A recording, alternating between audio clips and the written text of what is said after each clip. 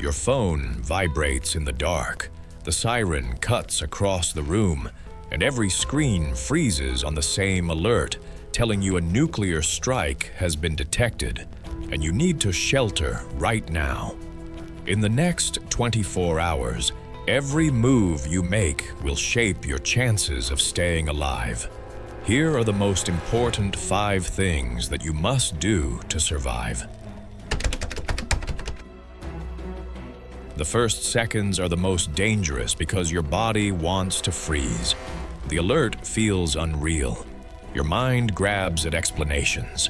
System glitch, false warning, faulty sensor, anything that lets you stay in bed for another moment. But outside, you hear doors slamming, hurried footsteps, and confused voices. Even without details, you understand the meaning of the alarm. Something serious is happening, and hesitation will cost you. You breathe once through your nose. Slow, then again. Your goal is simple. Stop the emotional spiral before it takes over. Say the facts out loud in a level voice. Alert received, details unknown. I need shelter. This small act clears just enough space in your head to act instead of freeze. If you are already indoors, your priority is to get deeper inside the structure. Move away from windows. Stay low. Go to the center of the building if you do not have a basement. Pick interior rooms with thick walls, bathrooms, closets, hallways, storage rooms. A few steps may make the difference between absorbing a blast wave and being shielded by layers of concrete, wood, or brick. If you are outside, do not stand in the open sky run. For the nearest solid building. Glass storefronts are risky, so turn toward brick, stone, or concrete if you can. Once inside, head for the middle floors or the bottom. The goal is to distance from outside walls and roof sections that might collapse. Studies from decades of civil defense research are clear. Shielding and distance are your early lifelines. Even if the strike is far away, you cannot know the direction of fallout or shock impacts. What you can control is how quickly you get into a protected place. Somewhere far above your head, early warning radar crews, command centers, and response teams are scrambling. Those systems exist for national survival, not personal survival. For regular families, the first minutes fall on you. If you stay exposed, none of the bigger efforts matter.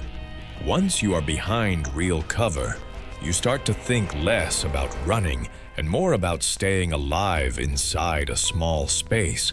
The panic is still there, but the first wave has passed, and now you move to the next critical step. Once you are under real cover, the next step is turning that space into something you can survive in. The door closes behind you, and the sudden quiet feels unnatural. Your heart is pounding, but your hands do what they can. This room is now your lifeboat. Treat it that way. First, make sure you choose the best option. A spot with no windows is ideal. The fewer surfaces facing the outside, the better. If you have to use a room with a window, cover it with anything solid. A thick blanket, a mattress, heavy furniture. Place weight against the lower half so it cannot fall inward. If you have a basement, choose the corner furthest from exterior doors. If you have an interior hallway, keep everyone close together so you do not waste time or air moving back and forth. Now build layers. Move furniture against the outer walls. Slide bookshelves tight. Stack boxes of clothes, blankets, or anything dense enough to slow radiation and debris. Every small barrier helps. You are not constructing a bunker.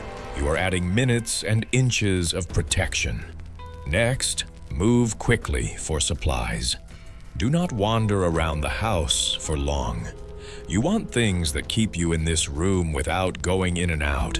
Grab bottles of water, canned food, dry snacks, medication, flashlights, batteries, power banks, a small trash bag, and something to write with. If water is still flowing, fill tubs, sinks, and containers. That water can become drinking water or cleaning water when the grid shuts down. Do not forget the people around you. If you have children, elderly relatives, or pets, bring what they need for comfort and basic care. A blanket for warmth, a litter tray, essential medicines. You are buying stability in a very unstable moment. Power grids can fail quickly after any major strike or large cyber attack. Communication towers overload and drop. The internet collapses under traffic and damage. You assume none of these will stay reliable. Your shelter room must operate on its own for a while. When the space feels stocked and physically shielded, let your breathing slow again. You did the most important thing. You created a separation between your family and the outside world. Now the room exists. The question is what comes in with the air, the water, and your attention. The room is quiet now, but quiet does not mean safe. The threats you face in the next hours are invisible. Air, water, and bad information can hurt you faster than almost anything else. Start with air. Close all windows, firmly if they exist. Lock them. Push towels or clothing into the cracks along the edges. Shut vents if you can, or slow them down. Do not fully seal the place like a jar. Leave a small gap high up so fresh oxygen can still circulate. You are trying to block particles, not air itself.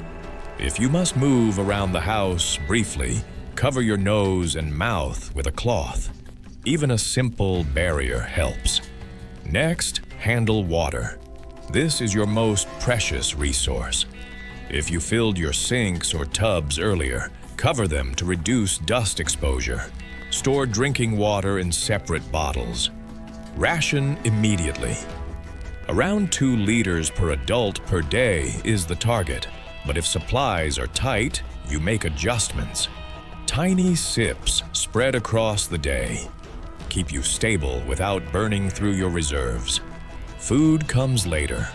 Water is the priority now. Then focus on information. The instinct to unlock your phone and scroll is strong. It is also dangerous.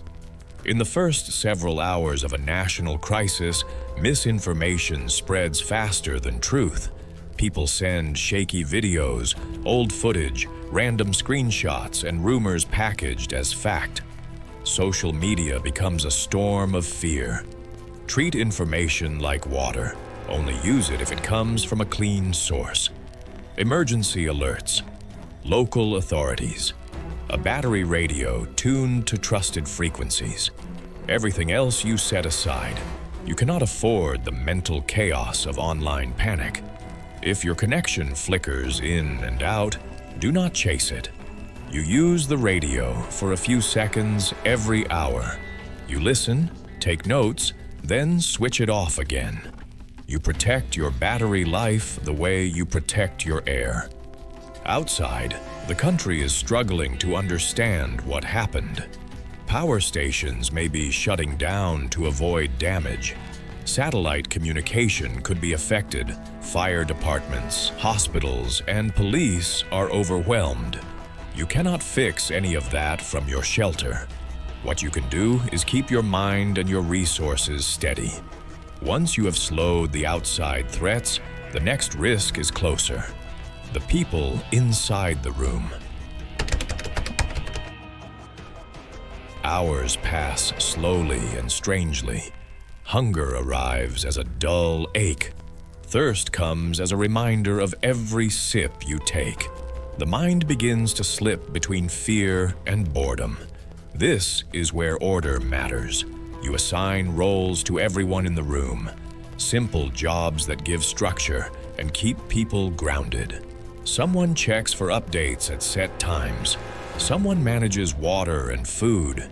Someone keeps children calm or looks after elderly family members. A small routine pulls your thoughts away from panic. Decide when you will eat. Decide when you will rest. Decide when you will check the radio. Do not let the day blend into one shapeless block. Without routine, arguments start. Small mistakes grow big. People blame each other. Order turns into disorder. Somewhere in this window, you may hear footsteps outside. Voices. Maybe someone you know, maybe someone you do not. They knock on your door. They ask for help. They share a rumor about a safe location or a town that still has power. You must balance kindness and safety.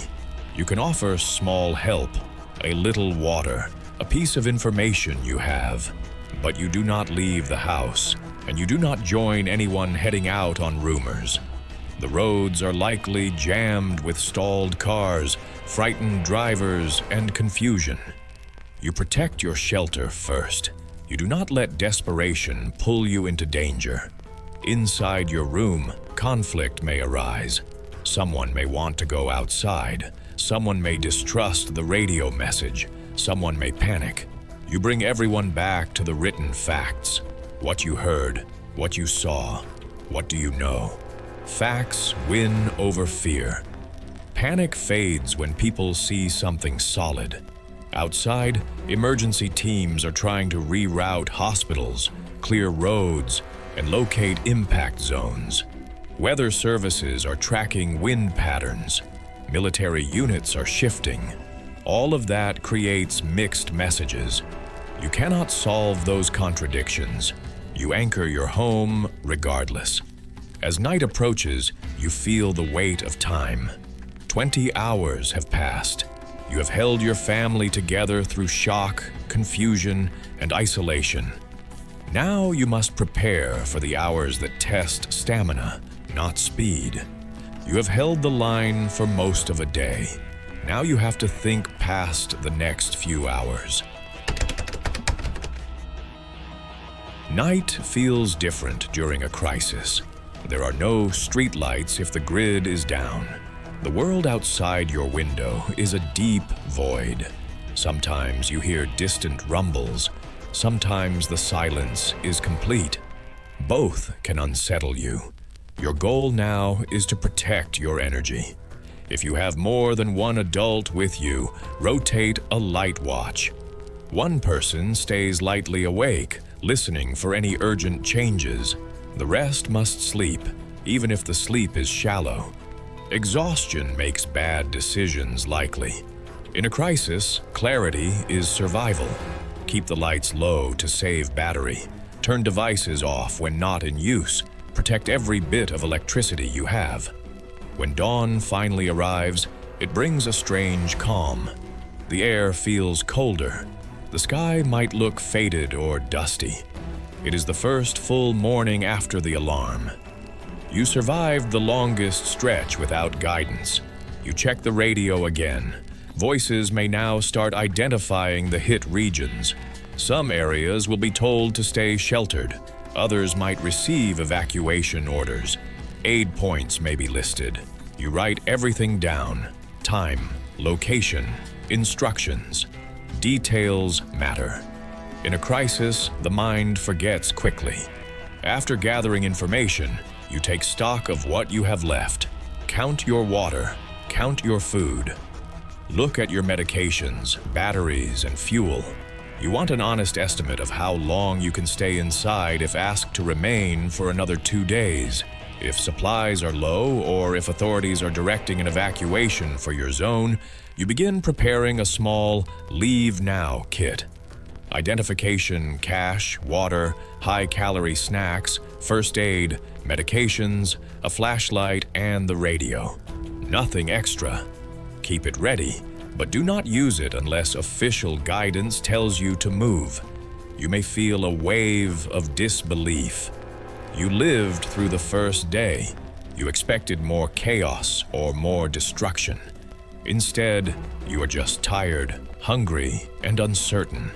This emotional shift is normal. Some people begin pretending the danger has passed. Others look for perfect safety. Both instincts can get you into trouble. You remind yourself that this is not a short event. You must move from emergency thinking to endurance thinking. You are not waiting for the old world to return. You are adjusting to the present one. The first 24 hours of a global crisis are never simple. You controlled your mind when everything felt unreal. You found shelter before fear could slow you. You turned one small room into a protected space.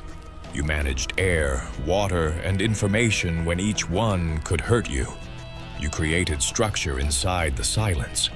You prepared for the next 2 days instead of wishing for normal life to return. Survival is not luck. It is the sum of steady choices made in uncertain moments. If you stay disciplined, calm, and focused, the chances shift in your favor. You cannot stop a global conflict, but you can control your reactions inside the first 24 hours. Clarity, discipline, and preparation give you the best chance to endure what comes next.